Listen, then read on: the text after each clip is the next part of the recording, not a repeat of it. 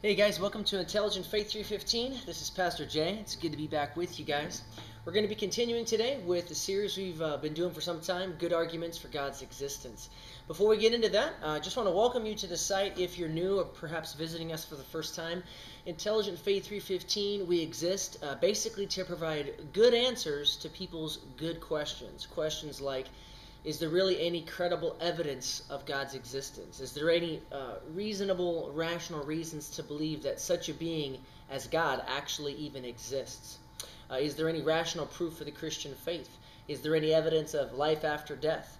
Are there any historical evidences or proof or documents that point to the existence of the man Jesus of Nazareth, or perhaps even to his resurrection from the dead?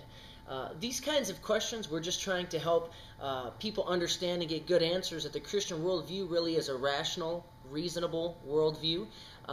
There's plenty of examples of irrationality and so forth. That doesn't necessarily mean that the Christian worldview is incorrect. It's just being portrayed perhaps sometimes in kind of a negative fashion. But that's the purpose of this ministry, this website, Intelligent Faith 315, is to give you good answers to hopefully the good questions that you really do have.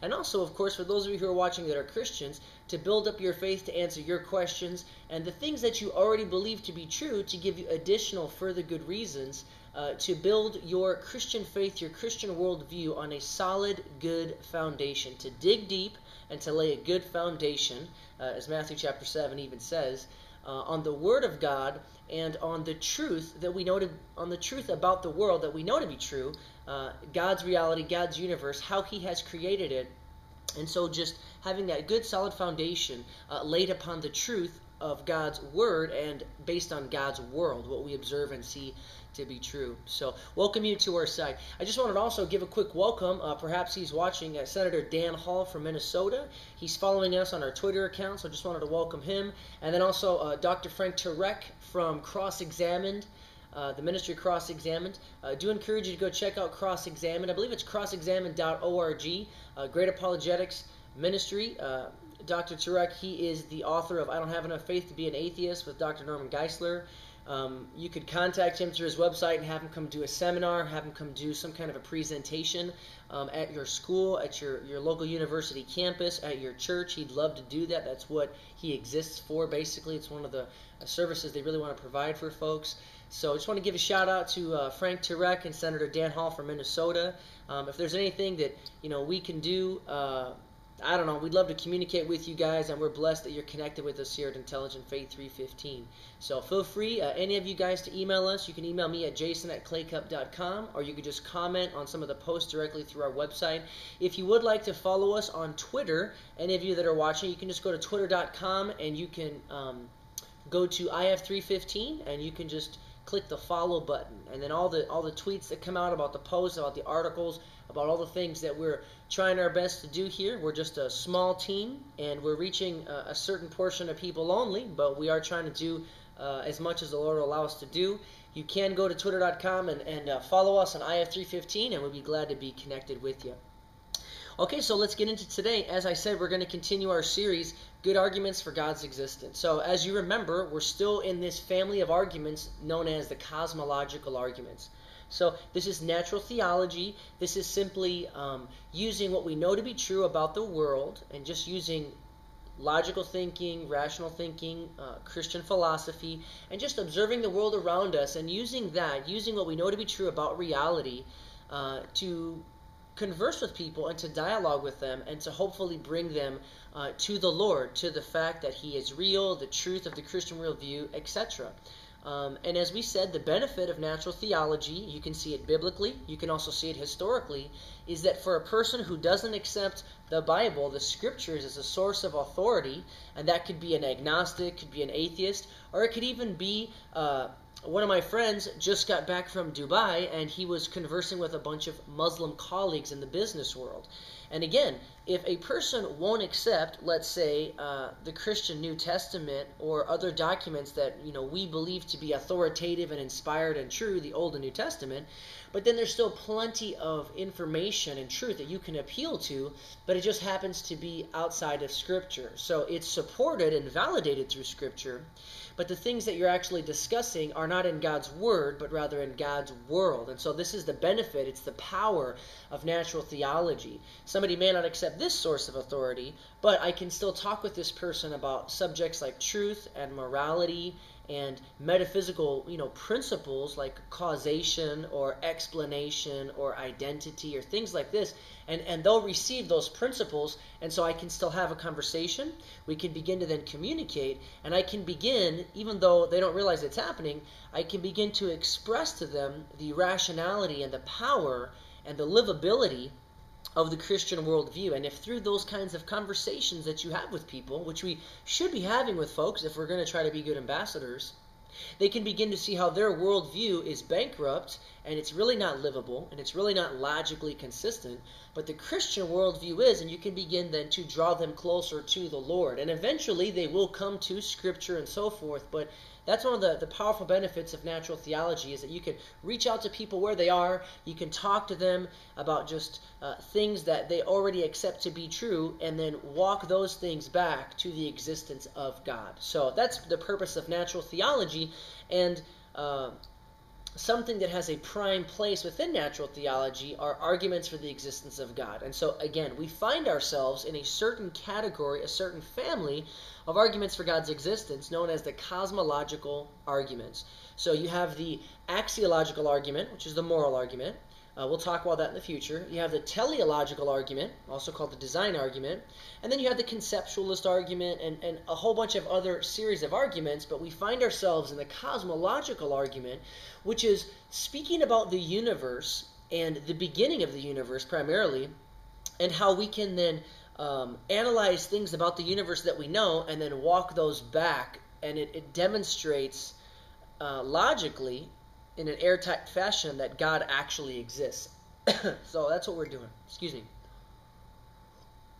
And talk quite a bit. So we discussed as our first cosmological argument, do you remember what argument that was? It was the cosmological argument from contingency, and it was popularized by a German mathematician named, do you remember his name? It was Gottfried Wilhelm Leibniz, or just you could say Leibniz. So, and some people call that the Leibnizian cosmological argument. And so it just basically talks about the fact that everything in the universe needs an explanation. As a matter of fact, everything needs an explanation.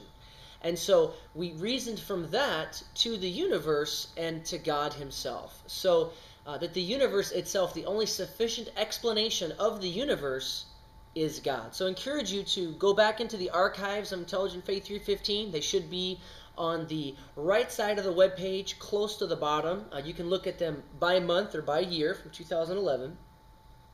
And look up the cosmological argument from contingency. Today, we're continuing with another cosmological argument that we started, and this is called the Kalam Cosmological Argument.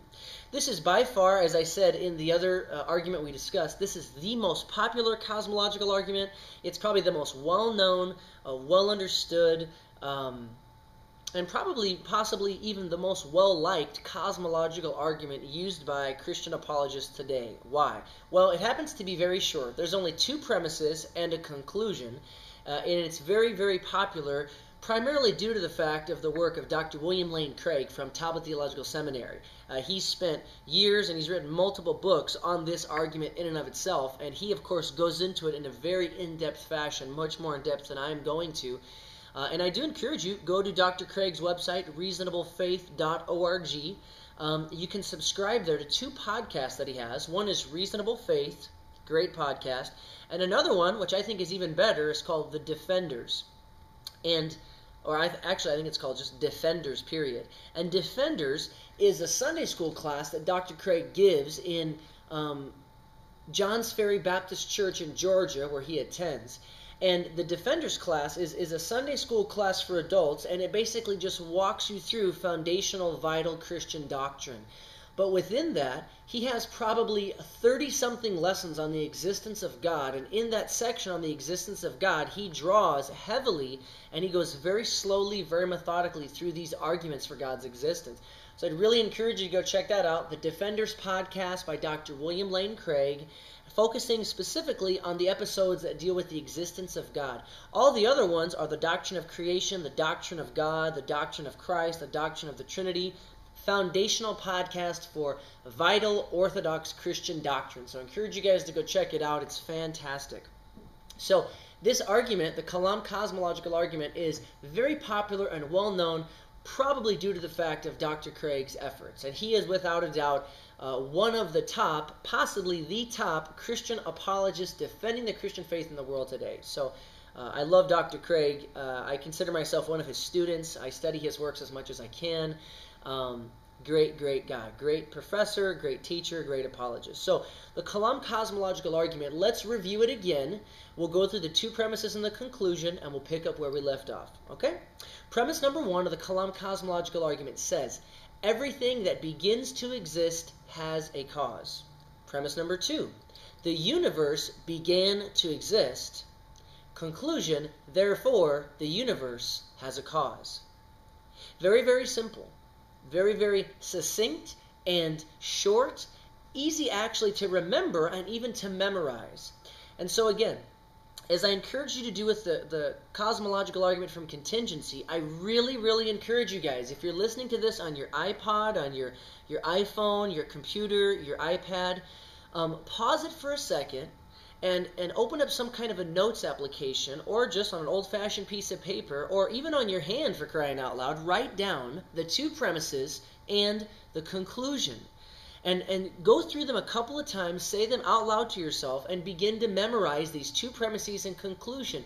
These kinds of conversation pieces can really be like tools that you can use as part of your equipment to reach out to people as good, reasonable, rational, loving ambassadors who want to speak the language of the person you're talking to, and they can be such effective tools to bring people to Christ. To be a good ambassador, be a good witness, be a good representative of Christ.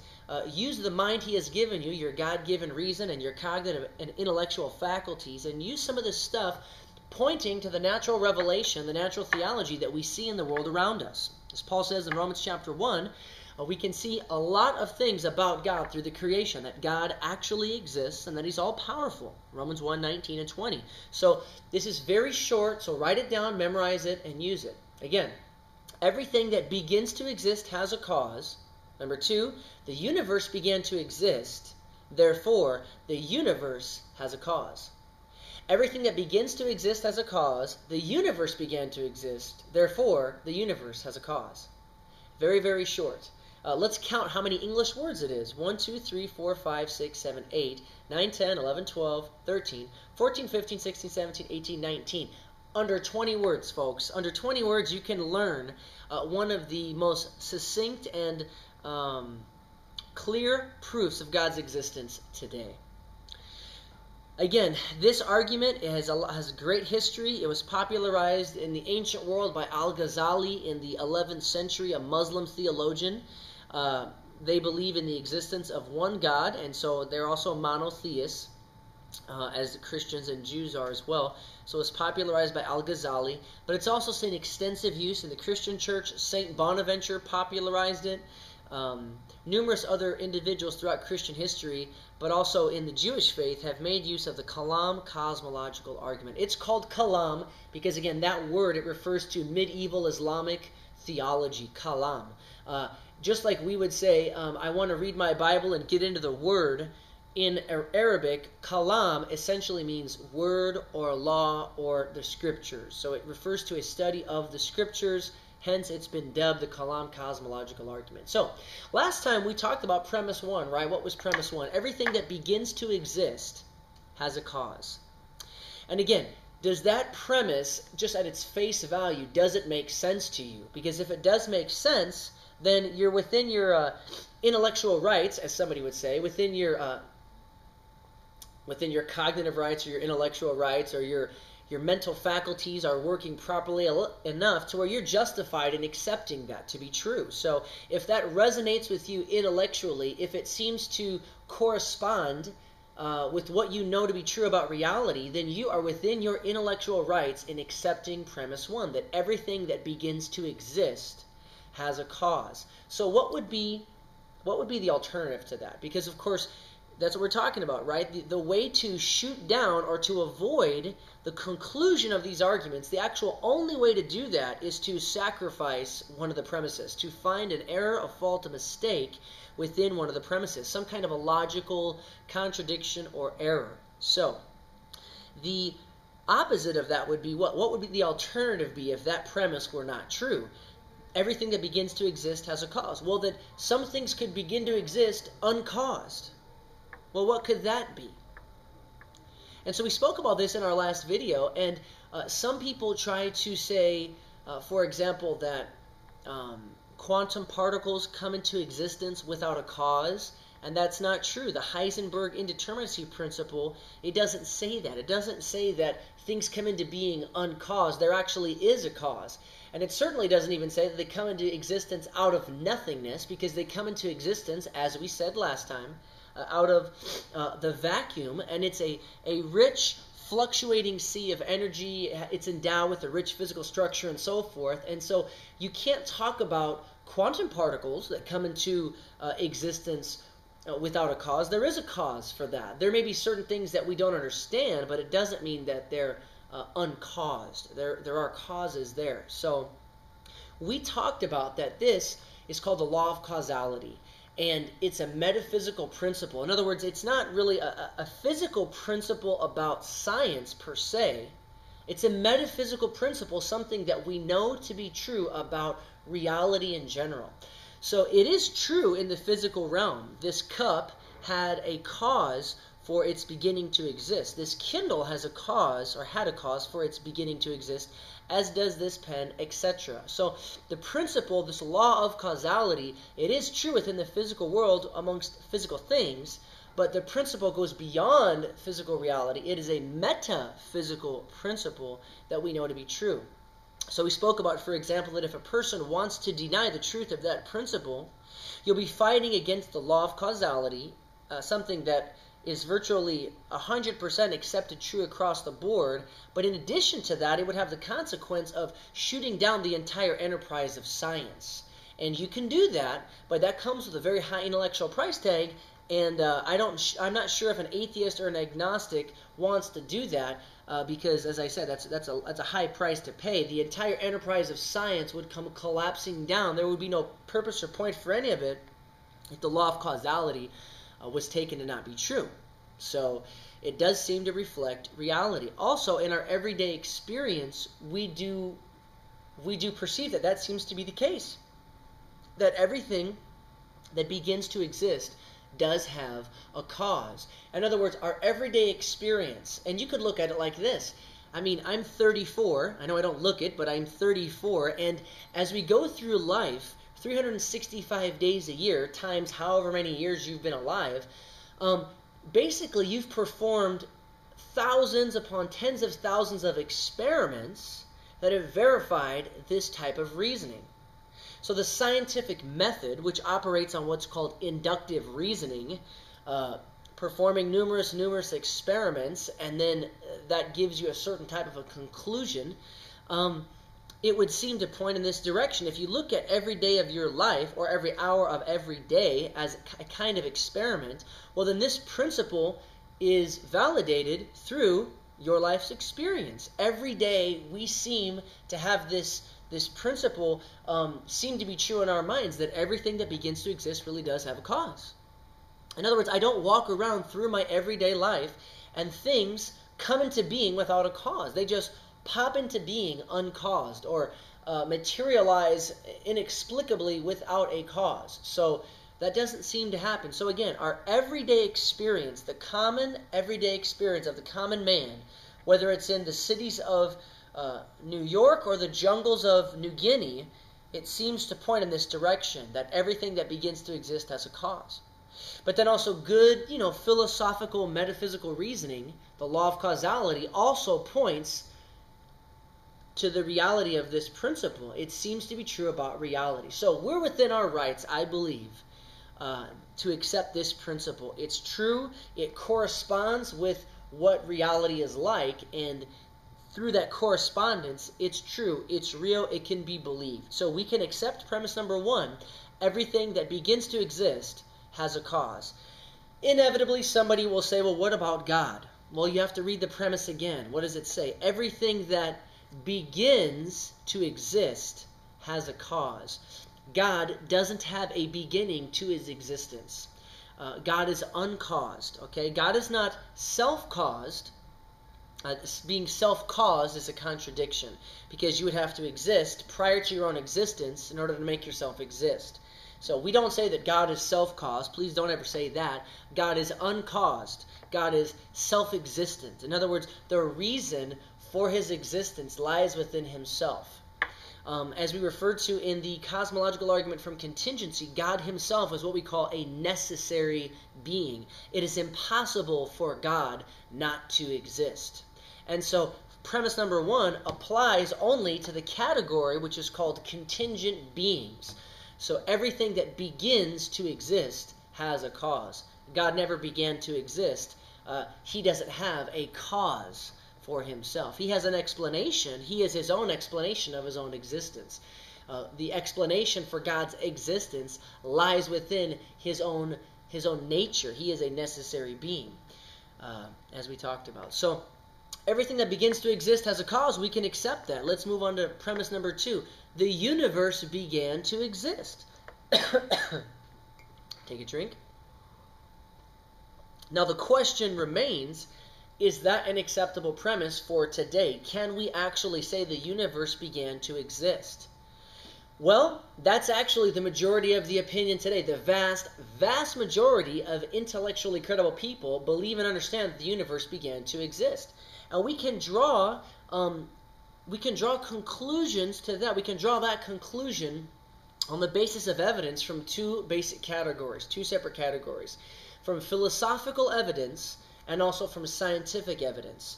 Now, whenever you can get both of those to match up together, that's a beautiful thing, because scientism or naturalism is very, some might say verificationism, is very prominent in the world today. So modern day science, ladies and gentlemen, is on the side of theists, believe it or not.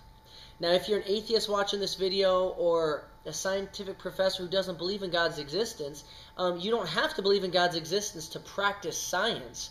But it's just a fact that cosmology and numerous other things regarding the universe, astrophysics, astronomy, etc., they do point powerfully and persuasively in the direction of a personal creator. And I encourage you to tune into some of our other series that we have. Nellis is doing a series, The Case for a Creator, powerful scientific evidence pointing in the direction of God. So, and that's not a religious type of a statement. It's just good, raw science. But the fact of the matter is that there are religious implications that come out of the scientific studies and undertakings and so forth. So, from the area of science, it tells us the universe began to exist. But also the area of philosophy tells us that the universe began to exist. For today, for the remainder of our time, we're just going to go over briefly the philosophical evidence that the universe began to exist.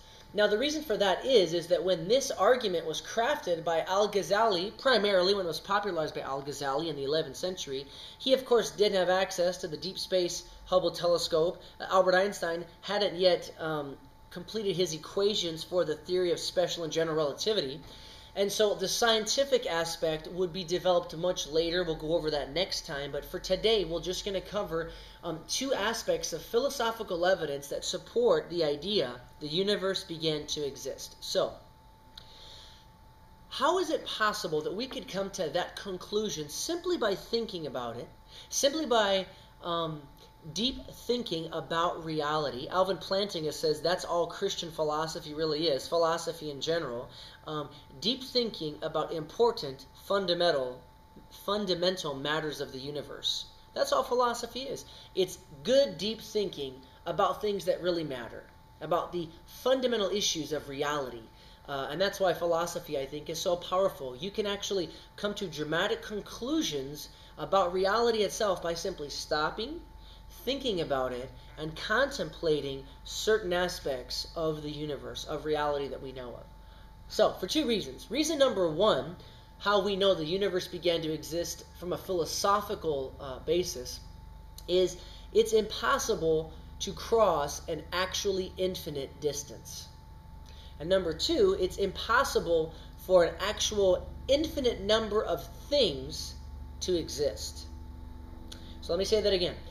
It is impossible, number one, to cross a distance that is actually infinite. And number two, it's impossible for an actual infinite set of things to exist. So let me explain what I mean here. There are two types of infinities. There are two types of infinites. There are potential infinites and actual infinites. So, for example, if you wrote down on a piece of paper and you wrote 1, 2, 3, 4, dot, and you just imagined or envisioned that going off into eternity, that is what's called a potential infinite. Because your set is not completed, it's not finished, it's not totaled, and so potentially it will go off into infinity. Okay, potentially speaking, it's kind of a mental idea, a mental tool that we use to conceptualize and think of and try to wrap our minds around this concept of the infinite. So there's a potential infinite of things. Also, actual infinite. Now, this is a separate category. Now, an actual infinite of things, it does not exist. That's impossible. And the reason we know that to be true is because it results in mathematical absurdities. And it doesn't line up with what we know to be true about reality. So let's talk about that one first. That it is impossible for an actual infinite number of things to exist. Is it possible, let's say, for an actual infinite number of people to exist? Is it possible for an actual number of hotel guests to exist, for example? Well, you might say yes, because maybe you could just conceptualize of it going on forever. But you see, actually, what you're envisioning, what you're imagining, is a potential infinite. It seems to us that it would be possible to always just add one more. And so, it's very hard for us to even conceptualize of this idea of the actual infinite, of a total, complete set that can't grow any larger, and within it is contained an infinity of objects that have been added in successive addition. An infinite number of coffee mugs, Kindles, pens, tables, humans, whatever the case may be. Let's use an illustration that Dr. Craig uses, and it's pretty popular. David Hilbert, a German mathematician, and some say that he's the greatest mathematician of the 20th century, he came up with a thought experiment, a word picture, to envision how unrealistic and how bizarre this whole idea is of an actual infinite existing. Not of a potential infinite, not of a potentially infinite series of things that could grow and grow and grow, but an actual infinite existing. Let's say that you had an actual infinite number of hotel guests. David Hilbert visualized a hotel full of guests. Except the strange thing, the Twilight Zone-ish type of thing about this hotel is that it has an infinite number of rooms. So imagine such a hotel. It's even hard to envision it because, of course, you'd have to have an actually infinite number of rooms. But just try the best you can to imagine if such a hotel actually existed and it was full of guests. And so you have an actually infinite number of guests in Hilbert's hotel, was what we'll call it. Okay? So let me ask you this. If half of the guests left, how many guests would you still have? You'd have an infinite number of guests still left in the hotel. If it starts off with an infinite number of guests, but yet half of them leave, how many are left? An infinite. And so mathematically, there's the same quantity left in the hotel as in the beginning, even though an infinite number of people have left. Or let me ask you this. Let's say there was a room, let's say that there were an infinite number of guests in a hotel, but let's say that they only occupied every other room, let's say. So there was a guest in room 1, in room 3, in room 5, in room 7. So all the odd-numbered rooms were occupied by a guest. And this went off into infinity. So there's an actual infinite number of guests occupying the odd-numbered rooms in the hotel. And so how many guests are in the hotel? An infinite number of guests. How many empty rooms are there? Well, there would be an infinite number of empty rooms. Well, envision that there's a group that comes to the front desk, knocks on the door, and asks the hotel keeper, we would like to now reserve for our group all of the even-numbered rooms. So now, not only do you have all the odd-numbered rooms full, which is an infinite number of guests, but you now have an actual infinite number of guests filling up the even-numbered rooms. So even though you had an actual infinite number of guests before, now that has essentially doubled. How many guests do you have now? Well, the same number. You have an infinite. And so this just becomes very problematic because it really results in the absurd. So the actual infinite can't exist in physical reality. It results in absurdities. It appears that the idea of an infinite is just a convenient mental, intellectual tool that we can use to begin to even think about and discourse and talk about the infinite. And so it seems that the potential infinite can exist, that something could potentially build up, but that the actual infinite, an actual number of an actual infinite number of hotel guests can't exist. An actual infinite number of bricks in a house can't exist. There can be a potential infinite, but not an actual infinite. So the universe began to exist, number one, because of the impossibility of an actual infinite existing in reality. Can't happen. Check out Hilbert's Hotel for more research. It just can't happen. An actual infinite to exist, it doesn't really seem like a coherent idea that matches up with what we know to be true about reality. But reason number two, philosophically, why we know that the universe began to exist is for this reason. If the universe didn't begin to exist, right? If the opposite of that idea is true, then what would it mean? If the universe didn't begin to exist, it would mean that the universe has been here for how long? For an infinite amount of time. In other words, for an infinite amount of moments which have successively been added one to another. The universe has been here forever. It didn't begin to exist at a certain point in the finite past. It's been here for an infinite amount of moments or time. If that were true, let me ask you this. If the universe has been here for an infinite amount of time, would we ever have arrived at today, at the present moment? If the universe never had a point of beginning, and it's been here for an infinite amount of time, would we ever have arrived at today? I would say no. We would never have arrived at the present moment. Why not? Because the second reason is that it's not just impossible for an actual number of infinite things to exist. It's also impossible to cross an infinite distance. It is impossible to cross an infinite distance, an actual infinite. Something can appear potentially infinite, but if there is an actual infinite, it's impossible to cross it. So in other words, if the universe has been here forever, we never would have arrived at the present moment. Think of it this way. Imagine if you are in a library. And let's imagine that you walk through the library. I love libraries. I love gigantic, bookcases, lots of books. Always so interested to see what the books are about. And just, I love libraries. Imagine if you're in a library and you run your finger along the the spines of the books, and you just go over the spines successively. Now imagine that there was a bookcase in front of you that had an infinite amount of length. It just went on for infinity that way, and it went on for infinity this way.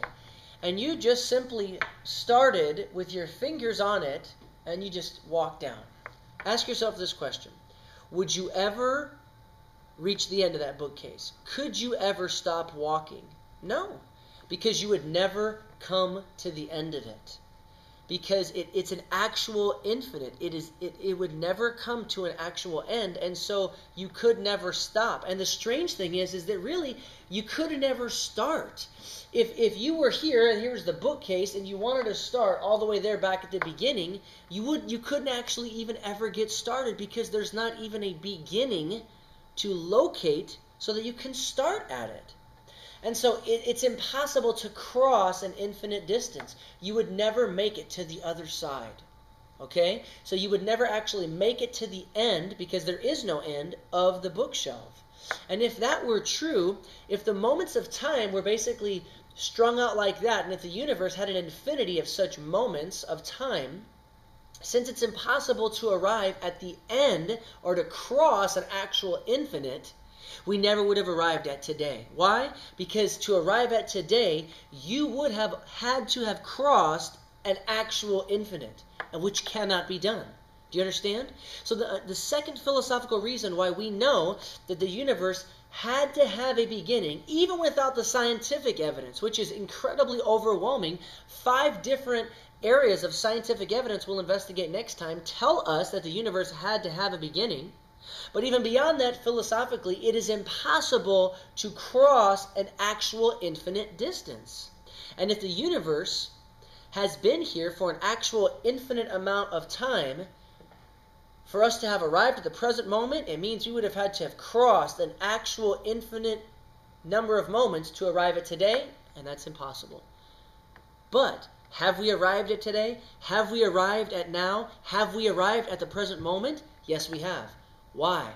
Because we've crossed a distance of time, but it's not an infinite distance of time. It is a finite distance of time. Not infinite, finite distance of time. In other language, the universe had a beginning of time. That's why we are able to have arrived at the present moment. So, now that you're thoroughly confused, hopefully you actually understood some of what I said, but for those 2 good philosophical reasons, we can rest assured at this point that premise number 2 is actually correct, that the universe began to exist. Why? Because it is impossible for an actual infinite number of things to exist by successive addition. An actual infinite number of things, it's impossible for them to actually exist. There can be a potentially infinite number of things, but not an actual infinite. Okay, so this would also refer, of course, to time and the moments of successive addition of time. That would apply to that. And number 2, the second philosophical reason is, it is impossible to cross an actually infinite distance. And if the universe were infinitely old, then we never would have arrived at today. We never would have arrived at our present moment, because we would have had to have crossed an actually infinite distance. Problem is, we have arrived at today. And so we know the universe had a beginning. So premise number 2, the universe began to exist, it seems pretty strong already. There's nothing about the universe itself that would probably lead me to believe it's been here forever anyway, just by common observation, but just by thinking about it philosophically and rationally, because of the impossibility of an actual infinite number of things existing, and the impossibility of crossing an actually infinite distance, we can rest assured that premise 2 looks to be true at this point. It looks a lot more plausible and probable than not. So that's all we have time for today. Next week, we're going to get into the scientific evidence. I'll give you an acronym, FRESH, where you can remember 5 different points of scientific evidence that point powerfully and persuasively, especially if you're talking to someone from the scientific culture, to the fact that the universe had a beginning, that the universe began to exist, and science tells us that. This is a great argument to use in today's scientistic culture. So I encourage you guys to tune in for that. Hopefully you understood what we talked about today. If not, I encourage you to watch it again if you can endure that, and take down some notes, get the principles in your mind. Memorize this argument, guys. It's a great tool to use when you're having conversations with people to help them understand the livability and the rationality of the Christian faith and worldview. So I encourage you to learn it and then to use it. All right, so we'll see you next time. God bless you. Have an intelligent faith.